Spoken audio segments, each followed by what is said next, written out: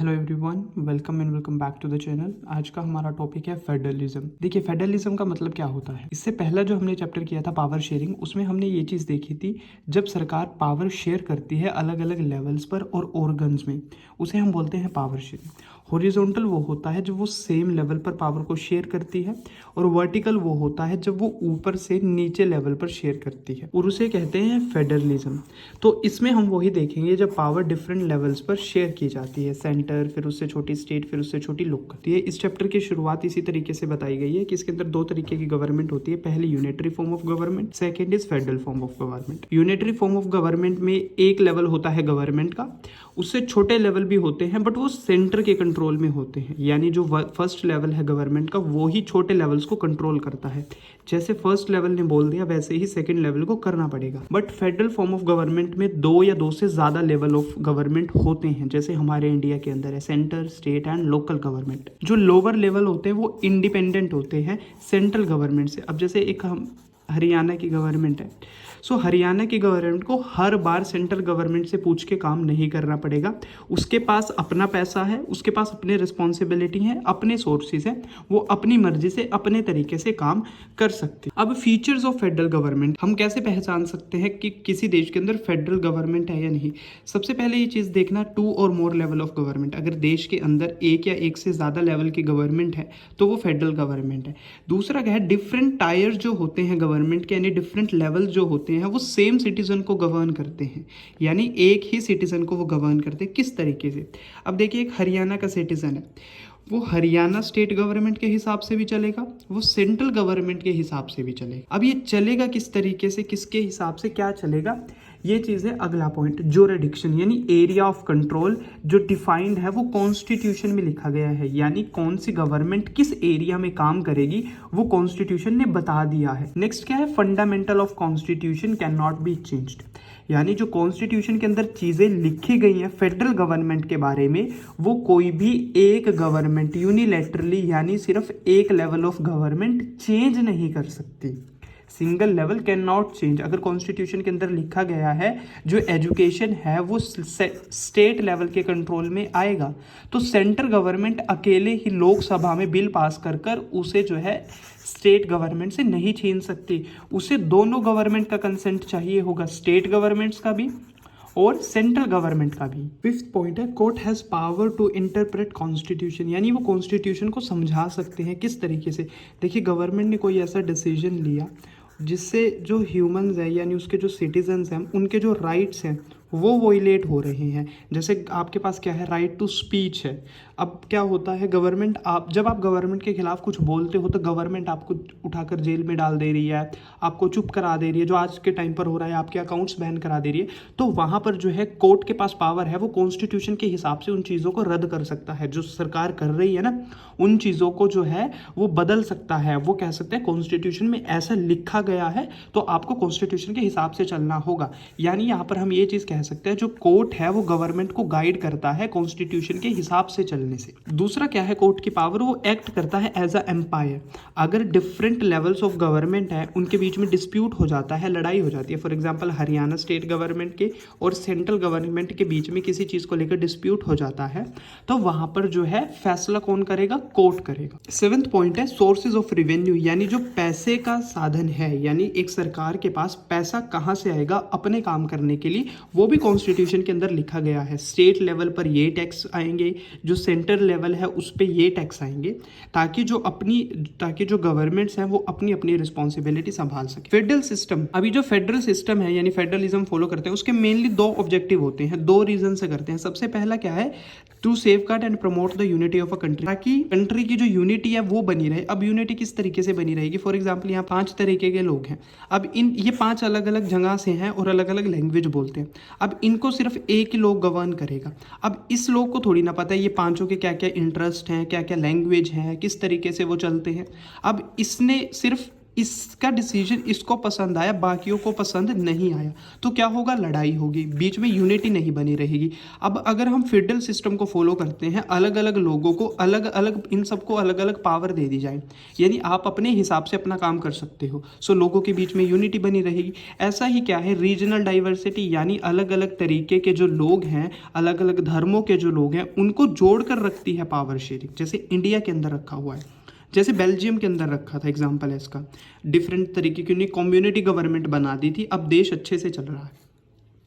अब दो एस्पेक्ट बहुत ज़्यादा क्रूशियल है, यानी प्रैक्टिस ऑफ फेडरलिज्म। अगर हमें फेडरलिज्म को अच्छे से फॉलो करना है, उसके लिए दो चीज़ें होना चाहिए। सबसे पहला क्या है, म्यूचुअल ट्रस्ट। म्यूचुअल ट्रस्ट क्या है, यानी दोनों को एक दूसरे के ऊपर भरोसा होना चाहिए। भी एक जो लेवल है गवर्नमेंट का, वो अपनी ड्यूटी पूरी करेगा और दूसरा भी अपनी ड्यूटी पूरी करेगा, यानी सेंटर अपनी ड्यूटी पूरी करेगा, स्टेट अपनी ड्यूटी पूरी करेगा। ये एक दूसरे के बीच में दखल अंदाजी नहीं करेंगे। और दूसरा क्या है, ये मिलजुल कर रहेंगे, यानी जो रूल्स बना दिए गए हैं वो दोनों फॉलो करेंगे, क्योंकि अगर दोनों फॉलो करेंगे तो वो पीसफुली रह सकते हैं। अगर दोनों फॉलो नहीं करेंगे तो वो ही दोनों के बीच में डिस्प्यूट होगा। सो इसीलिए अगर हमें फेडरलिज्म को अच्छे से फॉलो करना है, डिफरेंट लेवल्स के बीच में एक तो म्यूचुअल ट्रस्ट होना चाहिए और दूसरा क्या है, एग्रीमेंट टू लिव टुगेदर, यानी दोनों को एक साथ रहना आना चाहिए। अब फेडरलिज्म जो है वो दो तरीके का होता है। पहला है कमिंग टुगेदर, दूसरा है होल्डिंग टुगेदर। कमिंग टुगेदर का मतलब क्या है, जहां पर इंडिपेंडेंट स्टेट्स यानी अलग अलग स्टेट्स जुड़कर आती हैं एक साथ और एक बड़ी यूनिट बनाती है, ताकि उनकी जो सिक्योरिटी है वो और मजबूत हो सके। इसका एग्जांपल क्या है, जैसे यूएस के अंदर कैलिफोर्निया है, न्यू जर्सी है, न्यूयॉर्क है, ये सब अलग अलग इंडिपेंडेंट स्टेट्स थी यूएस से बनने से पहले। फिर इन्होंने क्या किया, इन्होंने मिलकर एक पूरा देश बनाया ताकि इनकी जो सिक्योरिटी है वो मजबूत हो सके। क्योंकि अगर अकेला कैलिफोर्निया एक देश होता तो आसपास के देशों के लिए उसके ऊपर हमला करना और उसको कैप्चर करना आसान हो जाता। बट जब वो मिलकर एक यूएस उन्होंने बनाया, एक बड़ी यूनिट बनाई, तो उनकी जो सिक्योरिटी है वो बहुत ज़्यादा मजबूत हो गई। इसमें जो सारी स्टेट्स होती हैं उनके पास इक्वल पावर होती है। कैलिफोर्निया के पास भी इतनी पावर है, न्यूयॉर्क के पास भी इतनी पावर है, न्यू जर्सी के पास भी इतनी पावर है। ठीक है, इसका एग्जांपल क्या है, यूएसए एंड ऑस्ट्रेलिया। वहीं पर जो होल्डिंग टुगेदर फेडरेशन होता है, इसके अंदर क्या होता है, हम लोगों को जोड़ कर रखते हैं। एक बड़ी कंट्री है, वो अपने आप को छोटी छोटी स्टेट्स में डिवाइड कर देती है, स्मॉलर यूनिट्स में डिवाइड करती है। और नेशनल गवर्नमेंट, यानी एक गवर्नमेंट जो पूरे देश को चलाएगी, आगे छोटी छोटी स्टेट गवर्नमेंट्स होंगी जो अपने आप को चलाएंगे, अपनी अपनी स्टेट्स को चलाएंगे। इसमें जो सेंट्रल गवर्नमेंट है वो ज़्यादा पावरफुल रहती है और जो स्टेट्स होती हैं उनके बीच में अनइक्वल पावर डिस्ट्रीब्यूट की जाती है, यानी सब में इक्वल पावर डिस्ट्रीब्यूट नहीं की जाती। इसका एग्जाम्पल क्या है, जैसे इंडिया के पास कुछ ऐसी स्टेट्स है जिन्हें स्पेशल पावर दी जाती है। ठीक है, और होल्डिंग टुगेदर जो गवर्नमेंट है उसका एग्जांपल क्या है, इंडिया, बेल्जियम एंड स्पेन। इसके अंदर क्या होता है, बड़ी कंट्री अपने आप को छोटे में बांटती है और इसके अंदर छोटी छोटी स्टेट अपने आप को एक बड़ी कंट्री बनाती है। अब देखते हैं इंडिया एक फेडरल कंट्री कैसे है, what makes a India federal country. देखिए, इंडिपेंडेंस के बाद जो कॉन्स्टिट्यूशन है उसने इंडिया को यूनियन ऑफ स्टेट, यानी अलग अलग स्टेट्स के ग्रुप को इंडिया बताया था, यानी ये सारी स्टेट्स हैं, ये सब मिलकर जो है एक इंडिया बनाएंगी। अब यहाँ पर इंडिया को देखते हैं, इंडिया एक फेडरल कंट्री कैसे है। जो हमने पीछे फीचर्स पढ़े थे फेडरलिज्म के, उनको अब हम कॉन्स्टिट्यूशन के प्रोविजन के साथ कंपेयर कर कर देखते हैं क्या क्या चीज़ें मैच हो रही है, ताकि हमें पता चले कि इंडिया एक फेडरल कंट्री है या नहीं। सबसे पहला क्या है, जो कॉन्स्टिट्यूशन है उसने इंडिया को जो है 2 टायर गवर्नमेंट फॉलो करने के लिए बोला था। इंडिया के कॉन्स्टिट्यूशन, सबसे पहला क्या है, इंडिया के जो कॉन्स्टिट्यूशन है उसने इंडिया को 2 टायर ऑफ गवर्नमेंट दी थी, यानी 2 टायर की गवर्नमेंट दी थी, सेंट्रल टायर और स्टेट टायर। बाद में एक थर्ड टायर भी बना था, third level of government, local level बोलते हैं, जो कि पंचायत और म्यूनसिपैलिटीज होती थी। बट इनिशियली इंडिया को जो है 2 लेवल की गवर्नमेंट दी गई थी। पहला पॉइंट यहाँ से क्लियर हो गया। दूसरा पॉइंट आता है, पावर जो थी हर एक लेवल के लिए कॉन्स्टिट्यूशन में ही डिफाइन कर दी गई है, यानी स्टेट लेवल पर क्या पावर रहेगी, सेंट्रल गवर्नमेंट के पास क्या पावर रहेगी। कॉन्स्टिट्यूशन के अंदर 3 लिस्ट है और तीनों लिस्ट के अंदर कुछ कुछ सब्जेक्ट्स हैं और उनको बताया गया है, ये लिस्ट को नेशनल गवर्नमेंट चलाएगी, इस लिस्ट को जो है स्टेट गवर्नमेंट चलाएगी। जैसे सबसे पहली गवर्नमेंट है यूनियन लिस्ट। यूनियन लिस्ट के अंदर वो सारी चीजें डाली गई हैं जो नेशनल इंपॉर्टेंस रखती हैं, यानी पूरे देश के लिए इंपॉर्टेंट है और उन्हें सेंट्रल गवर्नमेंट चलाएगी। जैसे डिफेंस सिस्टम हो गया हमारा, फॉरेन अफेयर्स हो गए, बैंकिंग, कम्युनिकेशन एंड करेंसी। ये ऐसी चीजें हैं जिनको पूरे देश में एक ही लेवल चाहिए, यानी जैसे हमारी करेंसी है, अगर रुपीस चल रही है तो वो पूरे देश में रुपी ही चलना चाहिए। ऐसा नहीं है हरियाणा अपनी करेंसी बना रहा है, यूपी अपनी करेंसी बना रहा है। ठीक है, इसीलिए ये सेंट्रल गवर्नमेंट के हाथ में आती है। दूसरा क्या है, स्टेट यूनियन। स्टेट यूनियन के अंदर वो सारी चीजें लिखी आती है जो स्टेट टू स्टेट रिलेट करती हैं, यानी उन्हें एक स्टेट संभाल सकती है। जैसे पुलिस हो गया, ट्रेड हो गया, बिजनेस हो गया, कॉमर्स हो गया, एग्रीकल्चर हो गया, इरिगेशन हो गया, ये सारी चीज़ें जो है डिफर करती है एक स्टेट से दूसरी स्टेट में। फॉर एग्जाम्पल हरियाणा है और गोवा है। हरियाणा और गोवा जो है वहाँ पर एग्रीकल्चर बहुत डिफरेंट है, वहाँ की पुलिस बहुत ज़्यादा डिफरेंट होगी, वहाँ का बिजनेस बहुत ज़्यादा डिफरेंट होगा। हरियाणा के लिए अलग चीज़ें चाहिए, गोवा के लिए अलग चीज़ें चाहिए। अब अगर सेंटर जो गवर्नमेंट ये देखने लगी हरियाणा को क्या चाहिए, गोवा को क्या चाहिए, तो उसके लिए काम और ज़्यादा डिफिकल्ट हो जाएगा। इसीलिए इनको स्टेट यूनियन में रखा गया ताकि अपनी अपनी स्टेट अपनी अपनी ज़रूरतों को पूरा कर सके। थर्ड लिस्ट आती है कंकरेंट लिस्ट। कंकरेंट लिस्ट के अंदर वो सब्जेक्ट्स ऐड किए गए हैं जो कॉमन इंटरेस्ट है, यानी जिन पर सेंटर भी डिसीजन लेती है और स्टेट भी डिसीजन लेती है। इसके अंदर जैसे एजुकेशन हो गया, फॉरेस्ट हो गया, ट्रेड यूनियन हो गया, मैरिज हो गया, अडॉप्शन हो गया, ये ऐसी चीज़ें हैं जो पूरे देश के लिए भी इंपॉर्टेंट है, साथ ही एक स्टेट के लिए भी इंपॉर्टेंट है।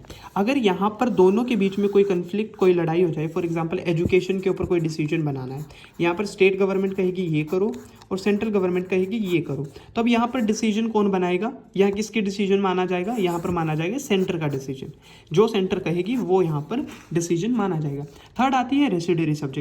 रेसिडरी वो सब्जेक्ट्स होते हैं जो इनमें से किसी भी लिस्ट के अंदर नहीं आते, यानी ये सारी चीज़ें वो हैं, जब हमारा कॉन्स्टिट्यूशन बना था ये 3 लिस्टें बना दी गई थी कि ये चीज़ें इनके अंडर आएगी।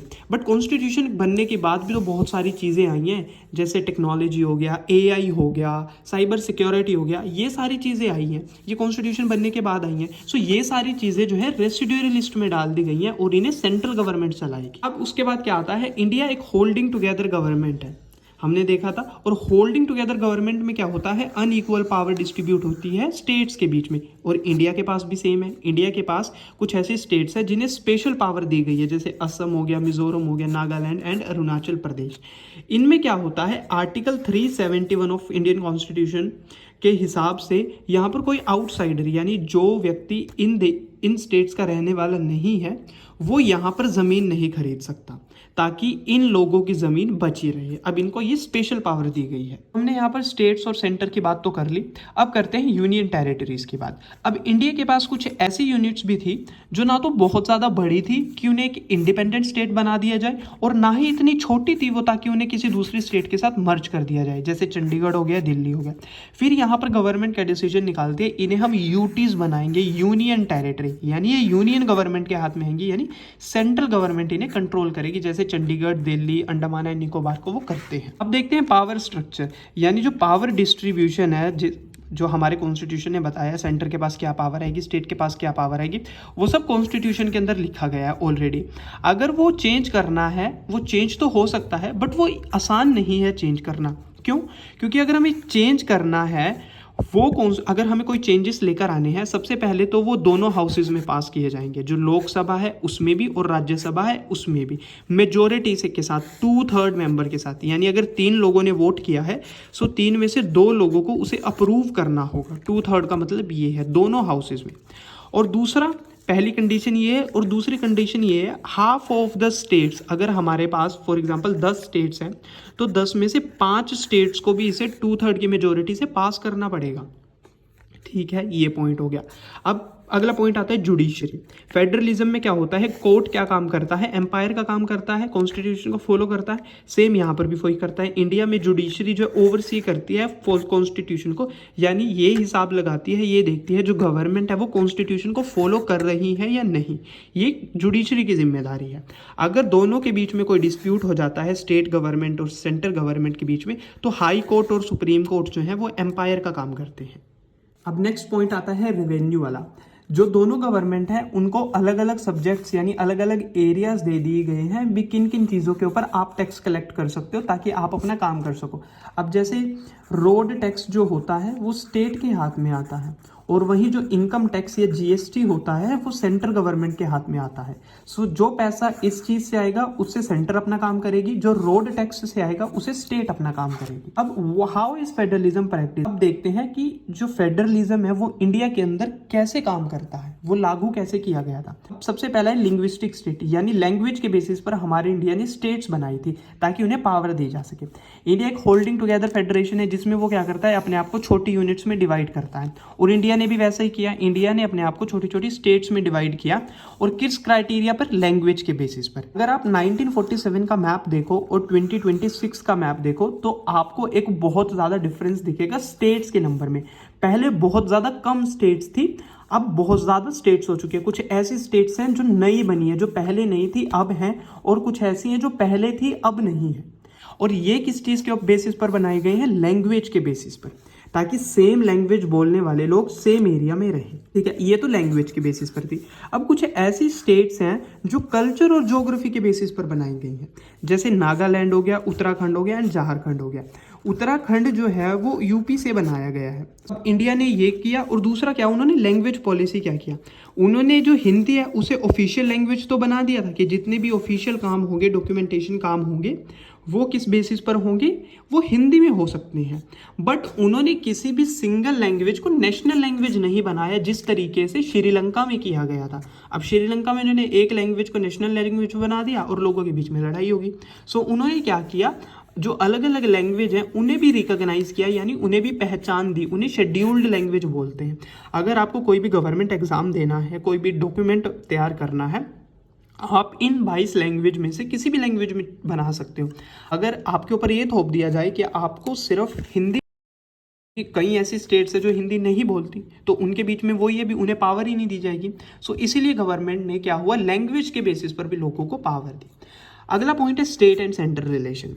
अब फेडरलिज्म का मतलब क्या है? फेडरलिज्म पूरा यही रिलेशनशिप पे टिका है कि सेंटर और स्टेट के बीच का रिलेशन होगा, तभी पावर अच्छे से डिस्ट्रीब्यूट की जाएगी। अब देखिए, जितना अच्छा रिलेशन होगा उतनी अच्छी फेडरलिज्म होगी, जितना बुरा रिलेशन होगा उतनी बुरी फेडरलिज्म होगी। 1990 से पहले क्या था, एक पॉलिटिकल पार्टी थी जो सेंटर और स्टेट को रूल किया करती थी, बेसिकली जो कांग्रेस थी, वो ही सेंटर में थी, वो ही स्टेट में थी। सो यहाँ पर क्या था, जो स्टेट गवर्नमेंट है वो इंडिपेंडेंटली काम नहीं कर पा रही थी। क्यों? क्योंकि सेंटर में भी वही है, स्टेट में भी वही है, तो सेंटर जो ऑर्डर उन्हें दे दिया करता था उन्हें वही फॉलो करना पड़ता था। तो स्टेट के पास कोई अपनी इंडिपेंडेंट पावर नहीं थी। सो अगर कोई डिफरेंट पार्टी आ जाइए, अब यहाँ पर भी स्टेट अपनी पावर नहीं इस्तेमाल कर रही क्योंकि सेम गवर्नमेंट है, बट अगर डिफरेंट पार्टी भी आ जाती, स्टेट में अलग थी और सेंटर में अलग थी, तो सेंटर क्या किया करती थी, वो अपनी पावर का मिस यूज कर कभी आर्टिकल 356 लगा देती थी, कभी प्रेसिडेंट का रूल लगाकर उस पार्टी को वहां से निकाल देती थी। सो कुछ ऐसा किया करते थे। अब इससे फेडरलिज्म अच्छे से फॉलो होगा? नहीं होगा। क्यों? क्योंकि स्टेट के पास पावर ही नहीं है, सारी पावर किसके पास है? सेंटर के पास।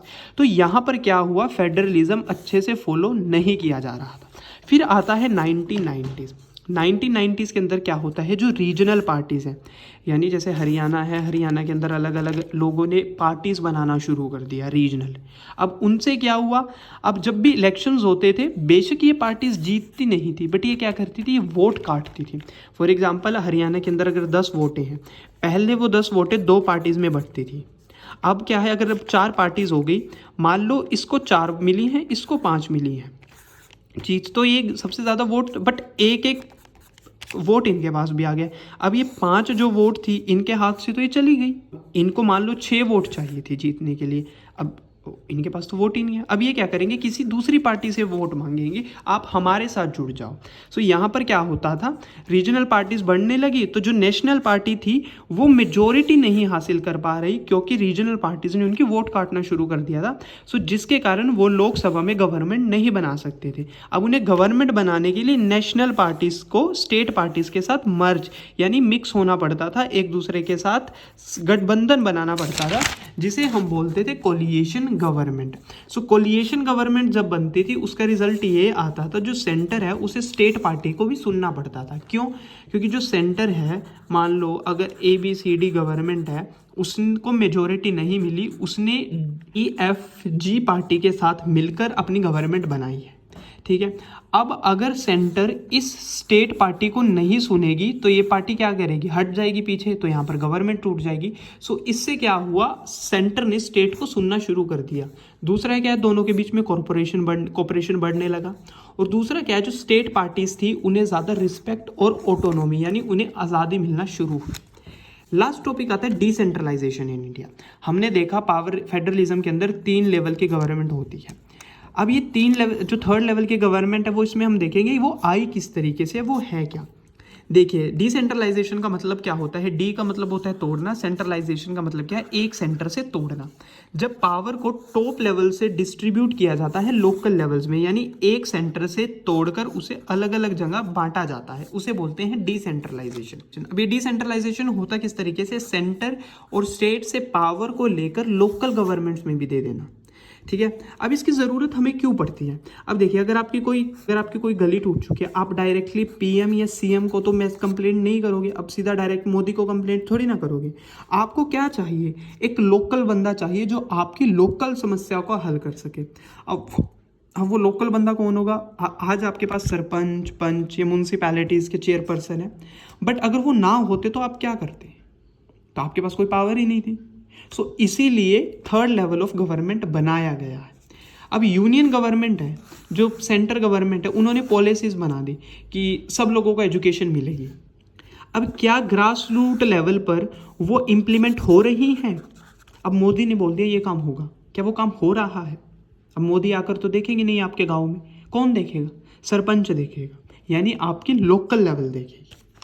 ठीक है, अब डिसेंट्रलाइजेशन जो है वो हमारे कॉन्स्टिट्यूशन के अंदर पहले से है। ठीक है, अब डिसेंट्रलाइजेशन ये नहीं है कि अभी नया नया आया है, वो बहुत बहुत पहले से है। बट जो लोकल गवर्नमेंट्स थी उन्हें स्टेट गवर्नमेंट कंट्रोल किया करती थी। कॉन्स्टिट्यूशन के अंदर बहुत पहले से ये चीज़ बताई गई है भी लोकल गवर्नमेंट को पावर मिलेगी, बट वो पावर उन्हें असली में नहीं मिल रही थी क्योंकि उन्हें स्टेट गवर्नमेंट कंट्रोल किया करती थी।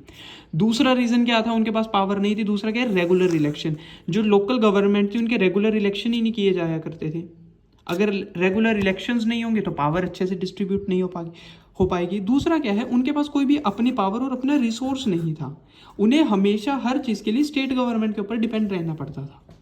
थर्ड क्या है, वो कोई भी इंडिपेंडेंट डिसीजन मेकिंग, यानी वो खुद से कोई भी डिसीजन नहीं ले सकते थे। उन्हें हर बार अपने से बड़े लेवल को अप्रोच करना पड़ता था कोई भी डिसीजन बनाने के लिए। सो जिससे यहाँ पर हमें पता चलता है इंडिया के अंदर डिसेंट्रलाइजेशन अच्छे से प्रैक्टिस नहीं की जाती थी, यानी लोकल जो लेवल थे वो बहुत पहले से थे, बट उनके पास पावर उतनी नहीं थी। उनके पास पावर कब आती है, 1992 के बाद कॉन्स्टिट्यूशन को अमेंड किया जाता है, यानी चेंज किया जाता है, और उसके अंदर कुछ ऐसे चेंजेस थे जो थर्ड टायर के गवर्नमेंट को और ज़्यादा पावरफुल बनाया करते थे। कुछ चेंजेस किए थे। सबसे पहला क्या था कि जो स्टेट गवर्नमेंट है वो रेगुलर इलेक्शन किया करेगी लोकल लेवल्स पर, यानी सरपंच और पंच के 5 साल बाद इलेक्शन होंगे ही होंगे, और जो सीट्स हैं वो रिजर्व करी जाएंगी ओबीसी, एससी और एसटी और विमेन के लिए। इन सब के लिए सीट्स को रिजर्व रखा जाएगा, और विमेन्स के लिए 1/3 सीट, यानी 3 बार, अगर 3 बार इलेक्शन हुए, 3 बार में से 1 बार जो इलेक्शन है वो विमेन्स के लिए कंपलसरी कर दिए जाएंगे, उसमें कोई भी आदमी खड़ा नहीं हो सकता। नेक्स्ट क्या है, जो स्टेट गवर्नमेंट है उन्हें शेयर करनी पड़ेगी पावर और रेवेन्यू लोकल गवर्नमेंट के साथ, यानी उन्हें रेगुलर बेसिस पर उन्हें पैसा देना पड़ेगा ताकि वो अपनी रिस्पॉन्सिबिलिटी कैरी कर सके। इसे लोकल गवर्नमेंट को समझते हैं रूरल लेवल पर, यानी गांव के लेवल पर। इसे लोकल गवर्नमेंट है, इसे पंचायती राज बोलते हैं। इसके अंदर अलग अलग मेंबर्स होते हैं जो गांव के लिए काम करते हैं। सबसे पहला होता है सरपंच, जो टॉप लेवल पर होता है।